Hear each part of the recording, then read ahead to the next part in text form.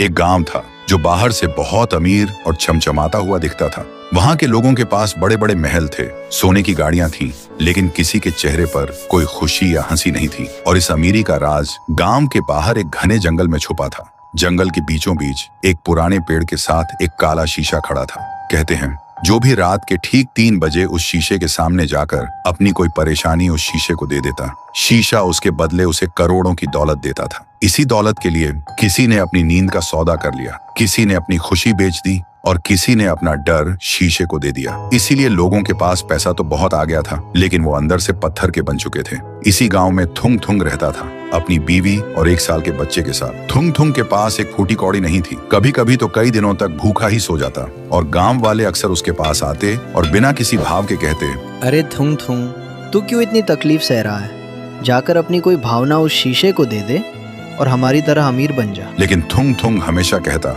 मेरी इंसानियत और मेरे जज्बात किसी दौलत से ज्यादा कीमती है। पर कहते हैं ना, गरीबी इंसान को कुछ भी करने पर मजबूर कर देती है। एक दिन थुंग थुंग जब काम से घर लौटा तो उसने देखा उसकी बीवी भूख से हार कर मिट्टी खा रही थी। ये देखते ही थुंग थुंग टूट गया और खुद से ही पूछने लगा, क्या फायदा ऐसी इंसानियत का जब अपना ही परिवार भूखा मर रहा हो। और वो रात के अंधेरे में उस काले शीशे के पास पहुंच ही गया। शीशे के अंदर से एक खौफनाक लाल रोशनी जगमगा रही थी।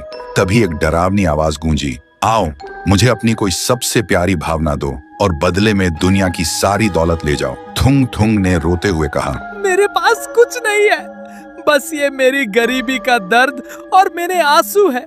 यही ले लो और मुझे एक वक्त की रोटी दे दो। जैसे ही थुंग थुंग के आंसू जमीन पर गिरे, अचानक एक जोरदार धमाका हुआ। शीशा अपने आप टूटकर बिखर गया, लेकिन शीशे से कोई दौलत नहीं निकली, बल्कि काले धुएं का एक भयानक बवंडर बाहर निकला। वो कोई और नहीं, रायस्टार की खूंखार और भूखी आत्मा थी, जो सालों से उस शीशे में कैद थी और किसी ऐसे इंसान का इंतजार कर रही थी जिसके अंदर सबसे ज्यादा दर्द हो। तभी रायस्टार की आत्मा हवा में घूमी और सीधा थुंग थुंग के शरीर के अंदर घुस गई। लेकिन जैसे ही वह थुंग थुंग के शरीर में घुसी, थुंग थुंग का शरीर सुनहरा हो गया। अगली सुबह गांव में हाहाकार मच गया। थुंग थुंग एक विशाल रूप ले चुका था और एक ही झटके में उन सारे पत्थर दिल अमीरों के घरों को राख में मिला रहा था।